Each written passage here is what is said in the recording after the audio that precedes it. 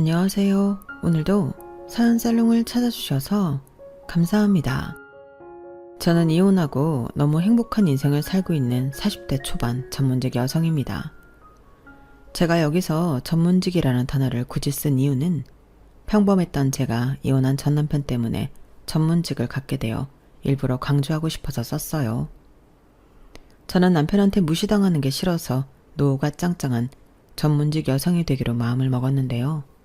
이런 말 진짜 이상한데 지금의 저는 원수 같은 전 남편이 없었다면 지금의 행복은 감히 상상할 수조차 없는 인생이었거든요.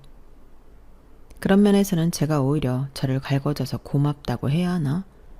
가끔 아리까리할 때도 있는데 그래도 그 왼수 같은 그놈한테는 절대 그런 말을 하고 싶지 않았기에 이렇게 사연을 씁니다. 평소 저 말고도 씩씩하게 자기 행복을 위해 이혼한 많은 분들의 사연을 공감하며 듣고 있었거든요. 그리고 오늘은 애청자가 아닌 주인공이 되어 제 사연을 소개해볼까 하는데 부디 제 사연도 끝까지 함께 해주시길 부탁드려요. 그럼 서로는 이 정도로 하고 본격적인 제 사연을 소개해보겠습니다. 저와 전 남편은 지인의 소개로 처음 만났어요. 나이 차이는 궁합도 보지 않는다는 4살 차이로 처음 만났을 때부터 꽤 잘 통해서 자연스럽게 만나기로 했는데요. 계속 만나다 보니 저는 많이 덜렁거리는 반면 남편은 꼼꼼한 사람이라 좋았어요. 가끔은 애정어린 잔소리도 하긴 했는데 그 정도가 지나치진 않아서 심각하게 생각하지는 않았죠. 오히려 남편과 만나면서 물건을 잃어버리거나 깜빡깜빡 하던 실수도 많이 줄어서 좋은 점이 많았는데 이런 사람이라면 결혼을 해도 괜찮을 거라고 생각했어요. 실제로 나이 차이는 4살이었지만 남편은 훨씬 어른스러웠는데 남편은 저를 많이 귀여워했어요. 어쩜 자기는 실수를 해도 이렇게 귀엽냐? 신기하네. 이런 말을 진짜 자주 했는데 저는 그때 제가 정말로 귀여운 줄 알았어요. 평상시 부모님한테도 그런 말을 들은 적이 별로 없었는데 남편이 귀엽다 해주니까 기분이 좋더라고요. 그리고 지금은 천번 만번 후회하는 일이지만 저는 점점 남편에게 의지하는 면이 많아졌죠. 남편은 자기한테 의지하는 저를 귀찮아하지 않았죠.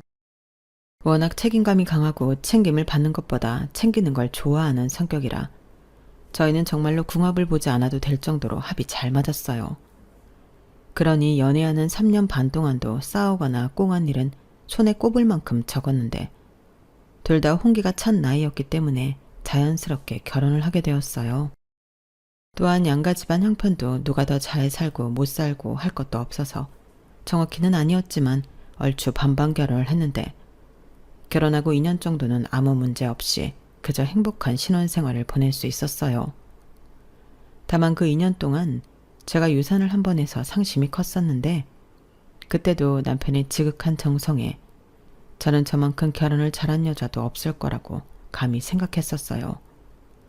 하지만 그 후로 1년도 되지 않아 그런 생각을 한 제 자신을 자책했는데 제가 유산을 한번 겪고 엎친 데 덮친 격으로 회사를 그만두게 되면서 시작되었어요. 사실 저희 회사가 이래저래 문제가 많았거든요. 그래서 일을 하면서도 위태위태하게 느껴진 게 한두 번이 아니었는데 기회가 된다면 하루빨리 이직을 하고 싶다는 생각을 많이 했어요. 그런데 제가 다른 회사를 알아보기도 전에 저는 예고도 없이 정리해고라는 직격탄을 맞게 되었고 연봉의 30%를 더 받는 조건으로 회사를 나오게 되었는데요. 저는 겸사겸사 좀 쉬면서 새로운 일을 찾아보고 싶었어요. 막말로 저한테는 남편도 있고 아직 아이도 없으니 급할 것도 없다는 생각이었는데 그건 순전히 제 생각일 뿐 남편은 아니었어요. 뭐야, 오늘도 집에만 있었어? 아니, 이력서 낸 회사에서는 아무런 연락도 없었던 거야? 나 아직 이력서 안 썼는데? 자기야, 나 지난주에 회사 나왔잖아. 이번 달은 좀 쉬엄쉬엄 해보려고. 뭐? 이번 달을 그냥 통으로 놀겠다는 거야? 에이, 그럼 안 되지. 그럼 그동안은 뭐 나만 돈 벌어? 그야, 그건 미안한데 내가 영영 놀겠다는 건 아니잖아. 나도 다시 일할 거야. 그러니까 괜히 시간 버리지 말고 최대한 이력서는 많이 써서 보내. 지금 자기가 찬밥 더운 밥 가릴 때야? 나는 자기가 정리해고됐다고 해서 농담하는 줄 알았어. 왜 말을 그렇게 해? 자기가 그럴 정도면 내 마음은 뭐 오죽하겠어? 나도 멘탈 회복할 수 있는 시간은 줘야지. 그리고 이왕 이렇게 된 거 전에 다니던 회사보다는 좀 탄탄하고 비전 있는 회사에 가야지. 그래서 더 알아보려고 그러는 건데. 핑계 없는 무덤이 어딨어. 그런 허울 좋은 핑계로 사람이 게을러지고 늘어지는 거지. 그러지 말고 당장 할 수 있으면 일단 아무 일이라도 해. 그러다 좋은 자리 있으면 옮고 가면 되지. 내 말 오해는 하지 말고 들어줬으면 좋겠는데 이제 자기는 객관적으로 경쟁력이 없는 나이고 위치야. 저는 불필요하게 냉정한 남편의 조언에 마음이 상했어요. 자기는 오해하지 말고 들어달라고 했지만 저런 말을 듣는데 어떻게 오해를 하지 않을 수가 있을까요? 옛말에 불난집에 부채질 한다고 저는 남편이 부은 휘발유에 속이 활활 타들어가는 것 같았는데 저도 알고 있는 제 현실을 남편이 저리도 콕 집어 이야기하니 서운하다 못해 남편이 얄밉더군요.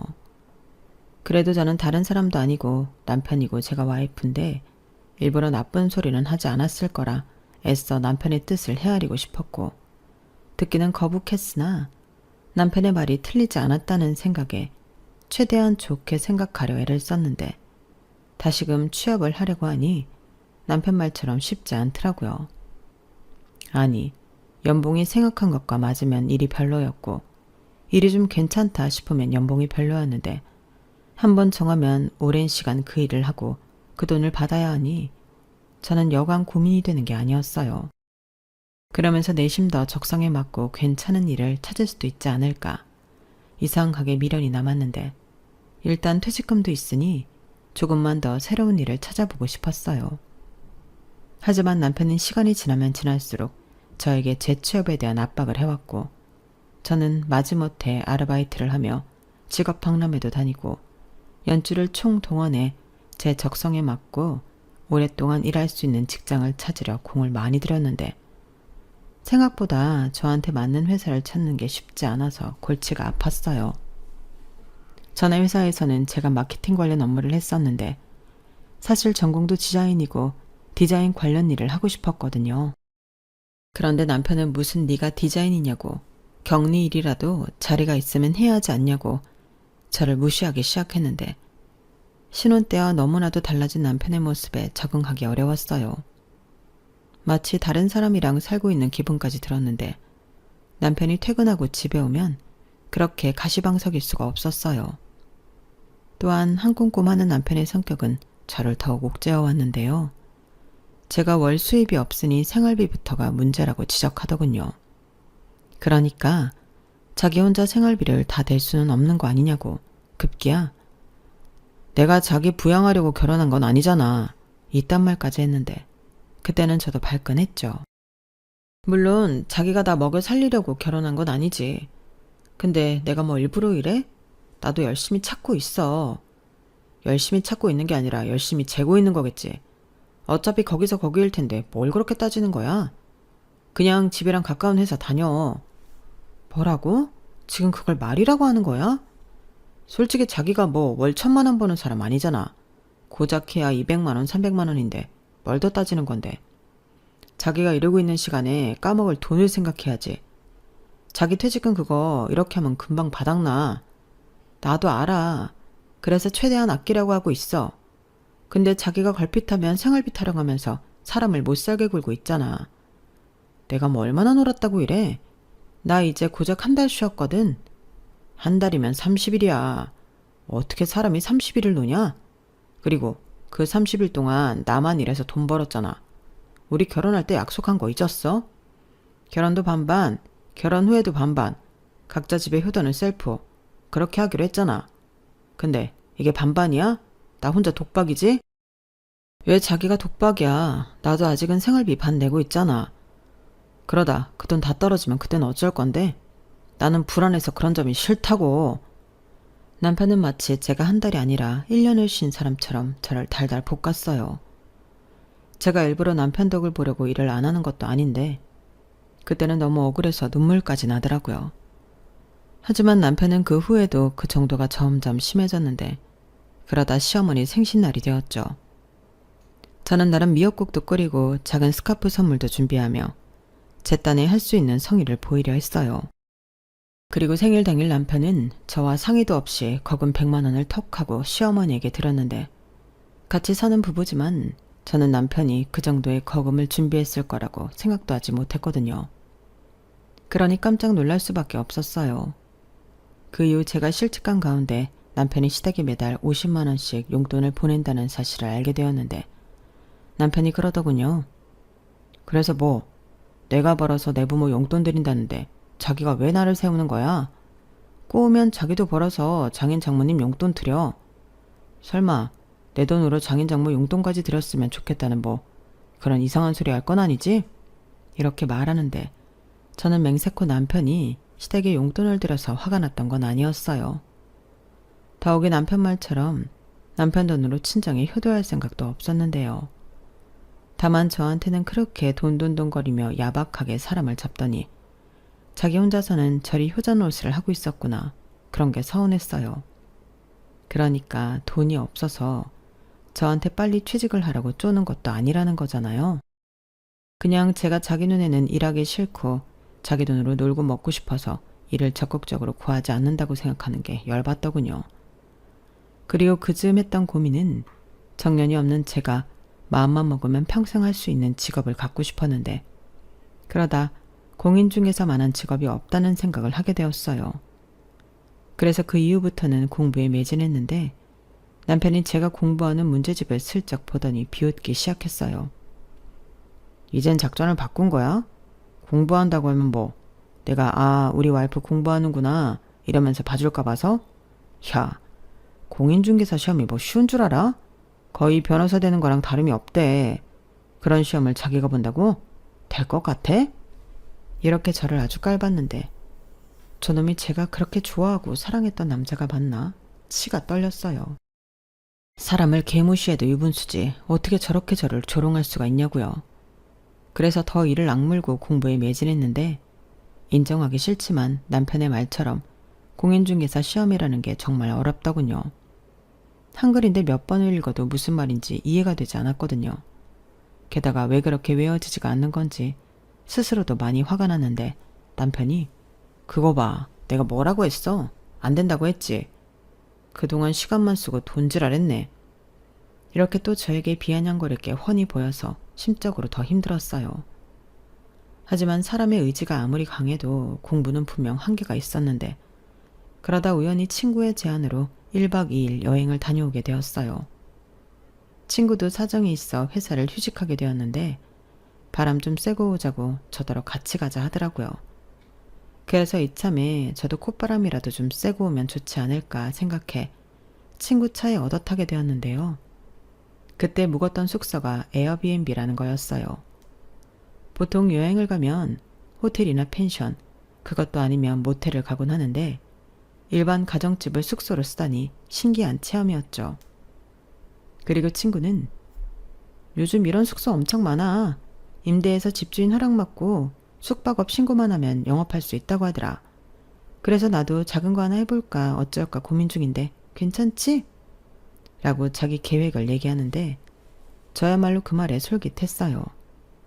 회사를 그만두고 집에 있으면서 청소하고 집 꾸미는 게 나름 재밌다고 생각했었거든요. 물론 남편과 사이가 나빠지면서 더 이상 집 꾸미는 그런 짓은 안 하게 되었지만 친구 말처럼 제 손으로 직접 이런 공간을 만들어 보고 싶었어요.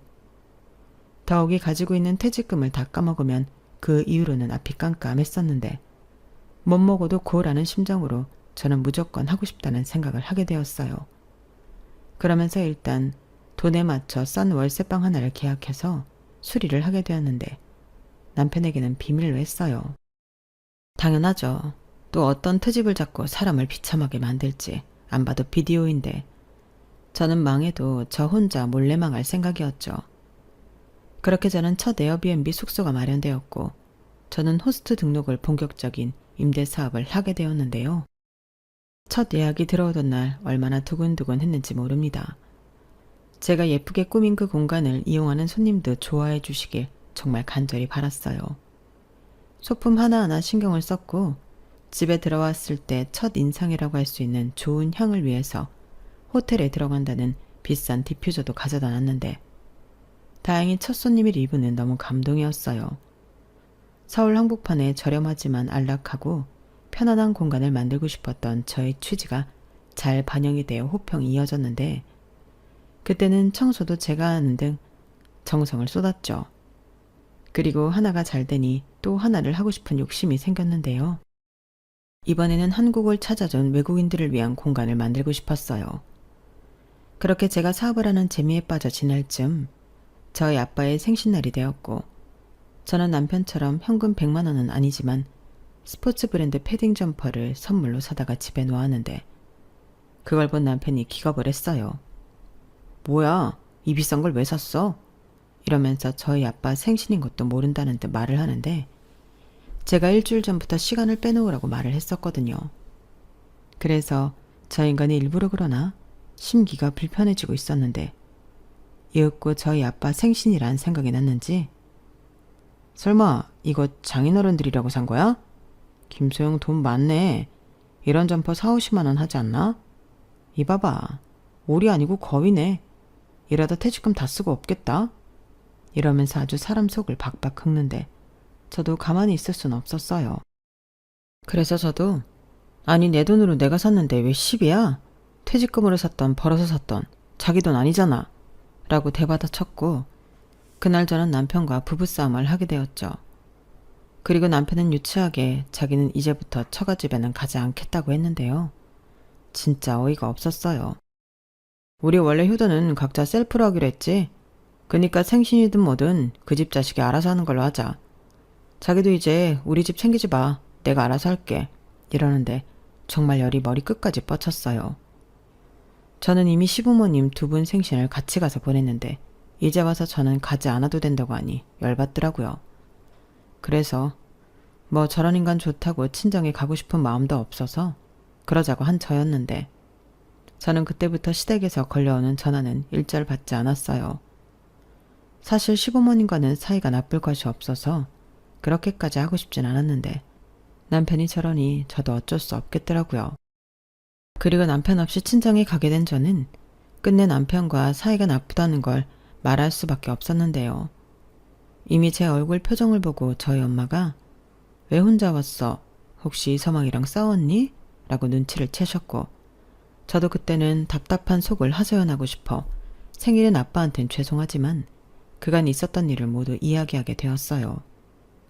그러자 저희 친정 부모님은 물론이고 저보다 먼저 시집간 친정 언니와 형부도 뭐 그런 치사한 놈이 다 있냐고 열변을 토하는데 이래서 내 식구가 편하고 좋다고 하는 건가? 답답했던 속이 좀 풀리는 것 같더라고요.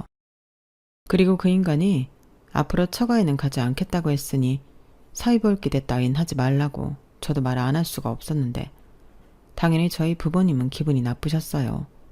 하지만 친정언니는 그래 오지 말라고 해. 누가 지 얼굴 보고 싶대. 그렇게 안 봤는데 사람 진짜 못 쓰겠다. 네가 돈 안 번다고 꼬라지 난 거잖아. 이 서방 요즘 차 안 팔린다니? 언제는 잘 나가는 딜러라 돈도 많이 번다고 사람이 그렇게 여유 있는 척을 하더니 그거 다 뻥이었어? 무슨 남편이 그래? 야, 안 봐서 더 좋다? 이렇게 말하며 오히려 저희 남편이 친정에 오지 않는 게 더 좋다고 큰소리를 쳤어요. 그렇게 저는 친정에 부부 사이가 나쁘다고 커밍아웃을 해버렸고 집에 돌아오는 발걸음이 왜인지 가벼웠는데 남편은 저 보란듯이 치킨에 맥주까지 마시고 거실에서 널브러져 자고 있더군요. 그 모습을 보는데 어찌나 얄밉고 정남이가 뚝 떨어지던지 저는 기필코 돈을 많이 벌어서 남편 코를 납작하게 해주고 싶었어요. 그리하여 임대사업에 더 박차를 가하고 싶었고 여차하면 내가 쓸 수 있다는 마음으로 다음 집을 계약했는데요. 저는 단순히 임대수만 늘리지 않았어요. 돈 가지고 하는 일이다 보니 공부도 엄청 하고 강의도 많이 찾아봤는데 그렇게 집을 많이 보러 다니니 보는 눈도 생기더라고요. 거기다 매일 부동산 시장을 눈여겨봐서인지 전에는 그렇게 외워지지도 않고 무슨 말인지 도통 몰랐던 용어들이 익숙해지고 이해도 잘 됐는데 그래서 반포기 상태였던 공인중개사 시험 공부를 다시 시작했어요. 그러니 저는 임대사업도 하고 공부도 하며 매일 알차고 바쁘게 보내는데 돈은 생각보다 안정적으로 잘 벌고 있었어요. 임대업이라는 게 주말이나 성수기 같은 시즌이 있다 보니 너무 괜찮더라고요. 거기에 저는 청소 인력도 쓰지 않고 제가 직접 하고 있으니 더욱 제 앞에 떨어지는 수익이 좋을 수밖에 없었는데 남편은 그런 저를 취업도 하지 않으면서 밖에 나가 놀기 바쁜 한심한 사람으로 봤죠. 또 나갔다 왔어? 요즘 뭐 한다고 그렇게 싸돌아다니는 거야? 다 몰래 바람이라도 피우냐? 아니면 뭐 알바라도 해? 하루는 취직은 안 하고 왜 그렇게 쏘다녀? 남이사, 내가 내 발로 나가는데 자기한테 허락까지 받아야 해? 우리 서로 신경 안 쓰고 살기로 한 거 아니었나? 그게 무슨 소리야. 우리가 부부인데 서로 신경을 어떻게 안 쓰냐? 그리고 자기도 잘 생각해봐. 지금 통장에 얼마 있는지 모르지만 그거 바닥나는 거 순간이야. 그럼 자기가 누구를 의지하고 살 건데. 그러지 말고 내가 생각을 곰곰이 해봤는데 지금 당장 일하기 싫으면 애라도 낳자. 애 키우고 집에 있는 거면 내가 생활비는 전적으로 다 부담할게.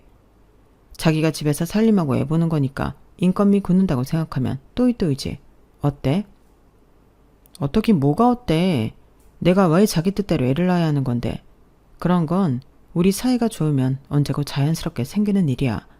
근데 지금 우리가 그럴 정도로 사이가 좋나? 아니잖아. 괜한 헛소리 그만하고 지내던 대로 지내. 그래서 뭐 자기는 애도 안 낳고 계속 이렇게 산다고? 김소영, 진짜 왜 그래? 원래 이런 사람이었어? 솔직히 말해봐. 나랑 결혼한 거 취집한 거였냐? 내가 진짜 설마 했지만 그래도 아니겠지 하면서 못 물어봤는데 대답해봐. 뭐가 어째? 취집? 지금까지 나를 그런 여자로 본 거야? 자기 나 회사 잘리고 단 한 번이라도 괜찮다고 넘어진 김에 쉬었다 간다고 천천히 쉬면서 일 찾아보라고 말한 적 있어? 없지. 나는 그런 게 서운해. 그리고 그것뿐이야? 치사하게 네 집 우리 집 나누면서 나더러 꼬우면 벌어서 우리 집에 용돈 주라며. 세상에 그렇게 말하는 남편이 어딨어. 나라고 뭐 회사 잘리고 보내는 시간이 쉬웠는 줄 알아? 그런데 뭐 이젠 아주 나를 취집하는 여자로 만드네. 진짜 어디까지 할래? 이럴 거면 뭐하러 같이 살아? 백수 와이프 건사하기 싫은데 그냥 헤어지자. 잘 됐네. 우리는 애도 없으니까 이혼 서류 갖다 하면 바로 남남되는 거 아닌가? 어떻게 내일 당장 우리 이혼 접수하러 갈까? 저는 흥분한 나머지 이혼 소리를 먼저 했어요. 사실 그 전에도 수없이 생각한 이혼이었는데 남편한테 직접적으로 이야기를 꺼낸 건 그때가 처음이었죠. 하지만 결단코 이혼 소리를 홧김에 한 건 아니었는데요. 싸우는 것도 너무 힘들고 지치니까 그냥 이혼하는 게 낫지 않을까? 그런 생각을 자주 하게 되었어요. 그리고 정작 이혼 소리를 들은 남편은 자기 딴에는 저랑 이혼할 마음은 없었던 건지 그 이후로 입을 꾹 닫았는데 대신 각방을 쓰면서 냉전의 시간을 길게 가지게 되었어요. 솔직히 저야 편하고 좋더라고요. 괜히 붙어있으면 더 신경 쓰이고 괜히 또 10이나 붙어 싸울 수 있는데 그런 게 아니니까 오히려 저는 혼자 공부도 하고 일도 하고 쉬기도 하고 편하게 있었어요. 그렇게 각자의 시간을 보내며 저희는 무늬만 부부이고 가족이 남남으로 지냈어요. 그래도 한때는 죽고 못 사는 인꼬부부라 불리던 우리였는데 그런 시간들이 다 꿈이었던 것 같고 남의 일처럼 느껴지더라고요. 그리고 저는 혼자 있는 시간이 많아져서 예전보다 더욱 공인중개사 공부에 전념하게 되었는데요. 역시 마음이 복잡하고 머리가 아플 땐 공부만 한 것이 없었어요. 그렇게 공부에 매진하니 저는 그해 드디어 합격의 기쁨을 누릴 수 있었고 입이 근질근질했지만 남편에게는 일단 비밀로 하기로 했어요. 그리고 황당하게도 제가 공부를 하고 있지 않자 남편은 이거 봐. 결국 포기하고 문제집값만 버렸지. 그러게 내가 그거 아무나 합격하는 거 아니라고 했지? 라고 비아냥거리는데 진짜 인간의 인성이 저렇게까지 바닥이었다는 걸 새삼 느끼게 되더라고요. 하지만 저는 남편 생각과 달리 합격한 사람이었기 때문에 남편의 그 비아냥거림이 웃기는 코미디처럼 웃기기만 했는데 나중에 모든 사실을 알게 되었을 때 남편이 어떤 표정과 말을 할까 너무 궁금했어요.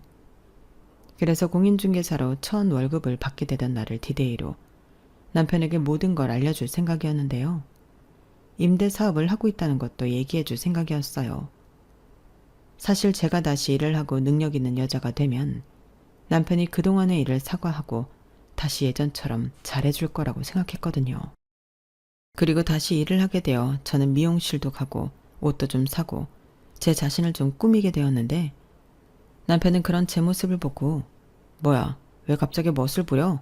그러고 어딜 가는데? 혹시 나 몰래 로또라도 맞은 거야? 라며 헛다리를 짚는데 괜히 기분이 으쓱하고 좋더군요. 그래서 저는 여유롭게 웃으며 로또 맞았어. 대박이지. 나중에 알려줄게. 라고 남편의 애간장을 좀 녹여볼까 했는데요.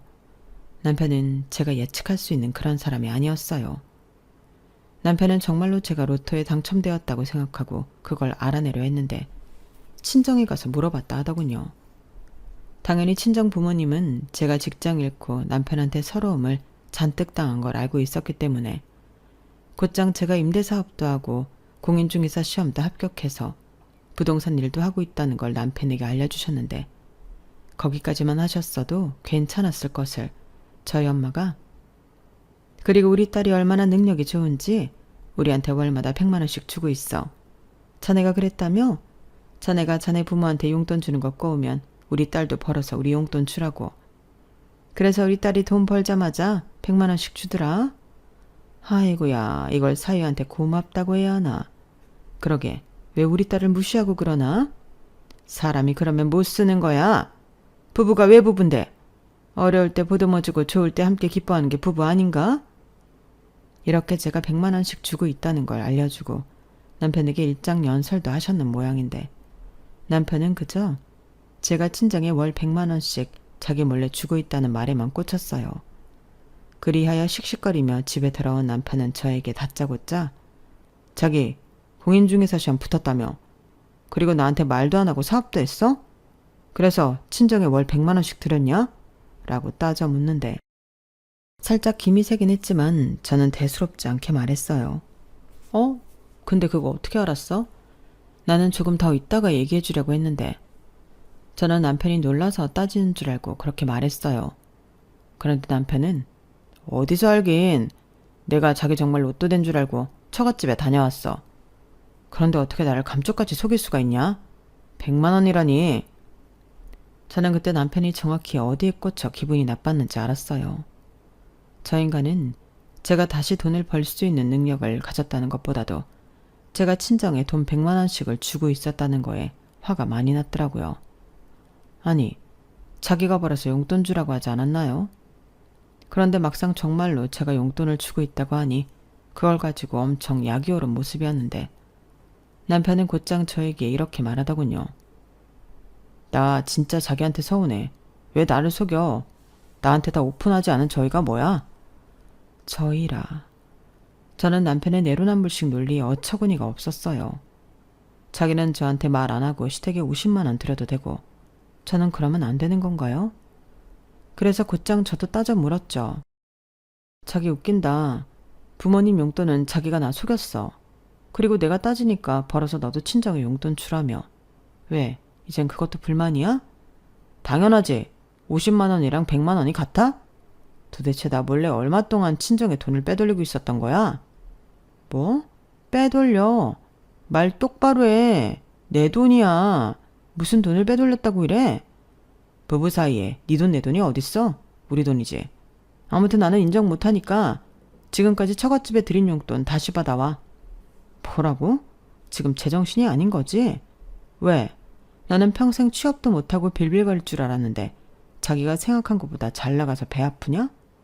그냥 축하한다고 그렇게 말하면 안 돼? 누가 배가 아파? 나 그런 거 아니거든? 아니긴 뭐가 아니야.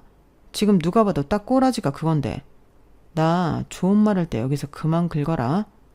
왜? 이젠 돈도 잘 벌겠다. 정말 이혼이라도 하자는 거야? 이래서 여자가 무섭다는 거야. 그렇게 돈 못 벌고 빌빌거릴 때는 아무 소리 못 하더니 조금 돈 좀 만졌다고 저렇게 태도를 바꾸잖아. 네가 잘 벌면 뭐 얼마나 잘 벌 건데? 월 1,000만 원 버냐? 나는 벌어. 저는 유치해진 남편의 말에 헛웃음만 나왔어요. 네, 남편이 외제차 딜러여서 잘 나갈 때는 1,000만 원도 번 적이 있었어요. 하지만 저는 그 돈 만져보지도 못했고 지금은 또 사정이 달라진 걸로 아는데 남편은 곧 죽어도 자기가 잘 벌었을 때만 기억하고 사람을 무시하려고 했어요. 그래서 배 아파 죽으려고 하는 남편의 모습이 더 없어 보였는데 뭐라고 더 쏴붙여줄까 하다가 저는 제 입까지 더러워지는 게 싫어 그냥 말을 말았어요. 그러자 그 남편이 왜 말을 하다 마냐며 이번에는 자기를 무시하는 거냐고 방방 뛰는데 그땐 저도 모르게 진짜 추잡하다 이런 말이 나오고 말았어요. 그냥 마음의 소리가 저도 모르게 툭 제 입 밖으로 튀어나온 거죠. 그러자 그 말이 충격적이었던 건지 남편은 아무 말도 하지 않고 대신 얼굴만 붉혔어요. 열받아서 그런 건지 아니면 지가 생각해도 그 순간 자기 스스로가 추잡해서 창피함을 느낀 건지 알 수는 없지만 남편은 그날 이후 유치함이 끝판왕이 되었는데요. 결혼하고 자기가 번 돈이 많은지 제가 번 돈이 많은지 따져보자고 사람을 들들 볶았어요. 이걸 따져봐야 우리가 앞으로 더욱 평등하게 살 수 있는 거야. 이딴 멍멍이 논리까지 펼치며 사람을 피곤하게 만드는데 더는 이 주접을 받아줄 수가 없었어요. 적어도 남편이 제 수입을 몰랐을 때는 관계 회복이라는 게 가능할 거라는 희망이라도 있었는데 그때는 그런 것도 없었거든요. 그래서 이대로는 같이 살기 어렵다고 헤어지자고 말했고 남편은 그럴 줄 알았다면서 더욱 저를 돈 조금 버니까 남편까지 버리는 이상한 여자로 만들었는데 그러면서 한다는 말이 그래 이혼해. 근데 이거 하나는 분명히 하자. 우리 결혼이 깨진 이유는 전적으로 자기 책임이니까 이 집에서 나가. 자기 회사 잘리고 내가 혼자 대출금 낸 것도 있고 너는 여기 있을 자격이 없지. 그러니까 몸만 나가. 라며 저더러 모든 책임을 지고 제 몸만 나가라고 등을 떠미는데 저는 알겠다고 아무런 미련 없이 그 집을 나왔어요. 일단 전세 계약자가 남편인 것도 맞고 그 전세 얻는다고 남편이 전세자금 대출받아 제가 수입이 없을 때 혼자 부담한 것도 맞으니 거기서 버티며 치사한 싸움을 하기보단 나가고 싶었는데요. 사실 저는 믿는 구석이 있었어요. 법이라는 게 우긴다고 되는 건 아니잖아요. 제가 실직했어도 남편과 똑같이 생활비를 냈고 집안일도 제가 혼자서 다 했는데 그 집에 정말로 제 지분이 없다고는 생각하지 않았어요. 그래서 어차피 이혼하면 법적으로 다 따지고 분할할 건데 남편과 쓸데없이 감정 소비를 하고 싶지 않더라고요. 그리고 더욱이 저는 임대사업을 하고 있었기 때문에 갈 곳이 있었는데요. 마침 예약이 없는 숙소가 있어서 거기서 당분간 지내기로 했어요. 그러면서 최대한 빨리 이혼을 하기 위해 움직였는데 막상 이혼하러 법원에 가자고 제가 연락을 하니 남편은 펄쩍 뛰며 뭐야 정말로 나랑 헤어지겠다는 거야? 이렇게 딴소리를 했는데 그때는 화가 머리 끝까지 오르더라고요. 내가 지금 장난치는 걸로 보여? 그래서 뭐 이혼하러 가겠다는 거야 말겠다는 거야? 왜 화를 내? 자기가 잘못했다고 빌고 다시는 안 그런다고 하면 나야 당연히 이혼 안 하지. 그런 의미로 일단 장인 장모님한테 드린 돈부터 회수해와. 그럼 내가 예전처럼 잘해줄게. 지랄하고 자빠졌네. 내가 미쳤냐? 그리고 나는 무슨 일이 있어도 너랑 이혼할 거야. 내가 이혼할 생각도 없이 그 집을 나왔겠니? 막말로 이젠 나도 능력 있고 이혼 안 할 이유가 없지. 이봐봐. 결국 이젠 공인중개사까지 됐고 자기 사업도 해서 돈 좀 버니까 나 버리는 거네. 너 방금 인정했다. 근데 어쩌지? 나는 이제 너랑 헤어질 이유가 전혀 없는데. 네 돈도 우리 돈인데 내가 왜? 저는 남편의 얄미운 말에 그럼 알겠다고 전화를 끊었어요. 그리고 아시는 분을 통해 이혼 전문 변호사를 소개받아 상담을 진행했는데요. 변호사님은 증거만 충분하다면 이혼하는 데는 아무런 문제가 없다고 말씀하셨어요. 그래서 남편이 저한테 보냈던 문자 한글까지 총동원의 증거를 수집했고 변호사님은 이 정도면 됐다고 자신감을 내비치셨는데 그 말이 왜 그리도 안심이 되던지요. 그래서 저는 하루라도 빨리 남편과 남남이 되고 싶었어요. 그리고 그때부터는 친정에도 모든 사실을 이야기했는데 당연히 친정 부모님은 처음엔 좀 놀라셨어요. 하지만 이내 그래 그런 넌 뭐가 좋다고 참고 사니. 생각 잘했다. 네가 뭐가 아쉬워서. 너 이제 능력 있잖아. 너 하고 싶은 대로 해. 엄마 아빠는 우리 딸 편이야. 라고 제 편을 들어주셨고 저는 가족의 든든한 지원을 받으며 본격적인 이혼 소송을 시작했는데 그때 이런 생각이 들더군요. 이대로 끝나면 내가 당한 거에 비해 너무 싱겁지 않나? 그래서 최종 이혼이 되기 전에 저는 제대로 된 복수를 하고 싶었어요. 그리고 곰곰이 생각한 끝에 한 가지 묘수를 생각했는데요.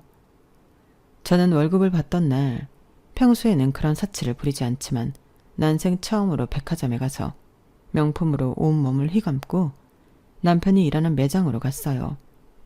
그러자 저인 줄 몰랐던 남편이 제가 돈 좀 있는 손님인 줄 알고 저 멀리서부터 굽실거리며 영업을 하려는데 너무 웃기더군요. 그리고는 방금 저인 것을 알고 조금 당황하더니 갑자기 무슨 정신 승리에서 한 건지 태연하게 웃으며 이렇게 말했는데요. 너무 기가 막혔어요. 뭐야, 자기가 여기 왜 왔어? 그리고 이 차림은 뭔데? 아주 돈지랄을 제대로 하러 왔구나? 왜? 차라도 사게? 꿈깨. 여기에서 네가 살 수 있는 차는 없거든. 돈 좀 벌었다고 뭐 대단한 착각을 하고 온 모양인데 헛다리 짚었어.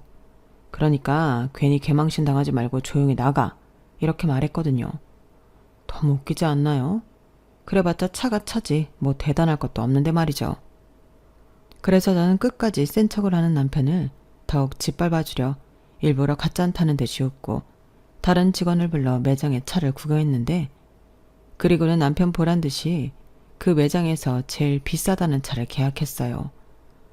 남편은 아무 말도 하지 못하고 그저 똥 씹은 얼굴만 하고 있더라고요. 그리고는 도저히 믿을 수 없다는 듯 고개만 가웃거렸는데 사실 그 차는 제가 아니었어요. 내년이면 친정아빠가 환갑인데 좀 좋은 선물을 하고 싶었거든요. 그리고 저는 아빠가 끌고 다니시던 차를 가져와 제가 탈 생각이었는데 엄마와 아빠가 그 차를 타고 좋은 곳을 많이 다녔으면 좋겠다는 생각으로 계약을 하게 된 거죠. 하지만 역시나 남편 말처럼 차값이 장난이 아니었고 아무리 개월수를 늘려도 차 할부금이 꽤 나가는 건 사실이었는데 언니가 절반은 도와주겠다고 해서 과감하게 실천에 옮길 수 있었어요. 게다가 저희 자매가 아빠 환갑 선물을 해주기 위해 꽤 오랫동안 돈을 모으고 있었거든요. 거기에 제 돈을 조금 보태고 나머지를 할부로 뺐기 때문에 부담을 덜 수 있기도 했죠. 그래도 언니의 금전적인 도움이 없었다면 선뜻 용기를 내기 힘들었을 텐데 저희 자매가 또 그런 면에서는 의리가 좀 있는 편이라 제가 조심스럽게 이야기하니 언니는 신나서 그렇게 하라고 저에게 말해줬어요. 야, 나 네 언니다. 나도 내 동생 기 살려줄 돈은 있어. 네 형부가 그런 걸로 뭐라고 할 사람도 아니고 이참에 너는 복수하고 우리 자매 엄마 아빠한테 기깔나게 선물 한번 해보자 라고 하는데 언니한테 너무 고마웠죠. 그리고 제 딴에는 최고의 복수를 하고 온 날 저녁 모처럼 신이 난 언니와 제가 친정에서 가족들과 식사를 하고 있었는데요. 남편이 술에 떡이 되어 저희 친정집 초인종을 누르고 또 누르며 추태를 부리는데 정말 못 봐주겠는 거 있죠. 그러자 저희 아빠가 인터폰 앞에서 역정을 내시며 여기가 어디라고 왔어? 술 먹었으면 곱게 네 집이나 가! 라고 하셨는데 남편은 횡설수설 저랑 이혼하기 싫다고 변명을 늘어놓기 시작했어요. 그러면서도 자기가 잘못했다는 말은 죽어도 하지 않았는데 그런 거 보면 저 인간도 참 답이 없는 인간이구나 끝까지 씁쓸하더군요. 그리고 남편은 끝까지 자기 잘못은 없고 이 상황이 그리고 변해버린 저 때문에 억울하다 서운하다 이딴 말만 계속했는데 그 소리를 듣고 있는 제가 너무 짜증이 나서 그냥 끊어 아니면 경찰에 신고할까? 이렇게 말해버렸어요. 그러자 그런 제 목소리를 인터폰으로 그 인간이 들었는지 갑자기 엄청 다급한 목소리로 소영이 안에 있습니까? 그럼 저 잠깐만 이야기 좀 할 수 있게 문 좀 열어주세요. 라고 하는데 남편을 만나라고 한 건 제가 아닌 저희 언니였죠. 말릴 새도 없이 언니가 나가버렸죠. 현관에 있던 야구 빵망이를 들고 나갔어요. 저희 아빠가 젊어서부터 직장인 야구 모임이 있어서 집에 야구용품이 많았거든요.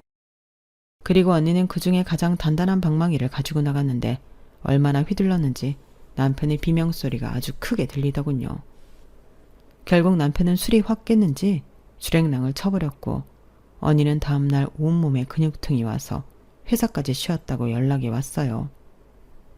남편 놈이 어찌나 겁을 먹은 건지 그 이후에는 또 저희 언니를 만날까봐 저희 친정에는 얼씬도 하지 않게 되었어요. 여러모로 다행이라고 생각했죠. 저 때문에 저희 부모님까지 시달려야 한다면 그건 너무 죄송했으니까요. 그리고 저와 남편은 계속되는 소송 중에도 의견 차이를 좁히지 못해 소송 기간이 계속 늘어만 갔는데 남편의 주장은 한결같았어요. 자기는 절대 저랑 이혼하고 싶지 않고 저랑 행복하게 살고 싶다며 눈물 연기까지 펼치더라고요. 물론 씨알도 먹히지 않았지만 남편 놈은 꽤나 필사적이었어요. 하지만 이미 그 사람의 민낯을 봐버린 제가 마음을 바꾸는 일은 절대 일어나지 않았죠. 그건 너무 당연한 일이잖아요. 그리고 판사님도 저랑 똑같은 말씀을 하셨는데 결국 저는 제가 원하는 승소를 하게 되었답니다. 게다가 판사님은 제가 수입이 없음에도 불구하고 똑같이 생활비를 부담한 점과 전적으로 모든 가정일을 혼자 다 했으므로 남편이 자기 것이라 우기는 전세 보증금의 일부를 저에게 줘야 한다는 판결을 내려주셨는데요. 남편이 입에 개거품을 물고 난리가 났어요. 그 때문에 재판장에서 쫓겨났는데 그땐 정말이지 저런 인간이 내 남편이었다는 사실이 너무 창피하더군요. 그래도 제가 원하는 대로 이혼을 하게 되었으니 저는 만족했는데 남편은 끝까지 저를 설득하려고 온갖 진상을 부렸어요. 아마도 저랑 헤어지지만 않으면 모든 것이 자기 뜻대로 될 거라 생각했던 것 같은데 결국 제가 경찰에게 도움을 청하면서 남편은 완전히 제 앞에서 사라지게 되었어요. 경찰이 남편에게 제대로 겁을 줬거든요. 또 경찰이 하는 말은 무서웠는지 그 후로는 잠잠해졌는데 부모님은 그래도 걱정이라며 저에게 집으로 들어와 지내라고 하셨어요.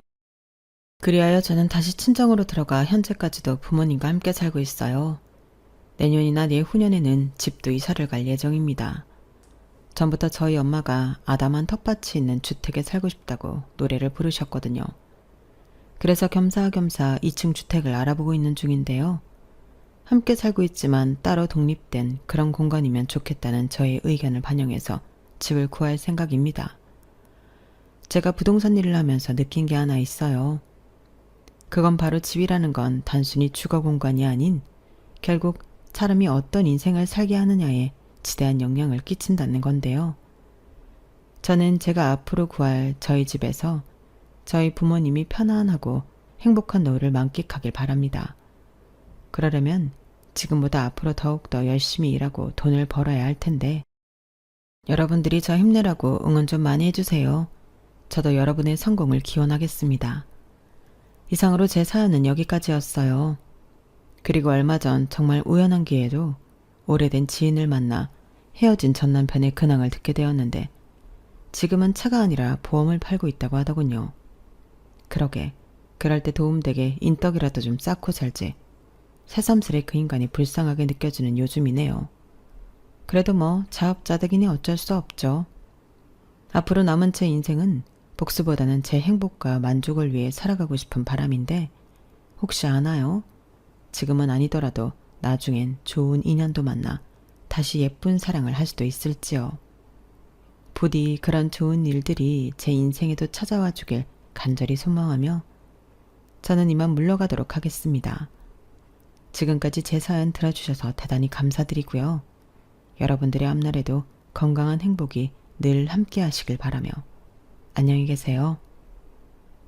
여러분, 사연 댓글에 응원과 현명한 조언 부탁드려요.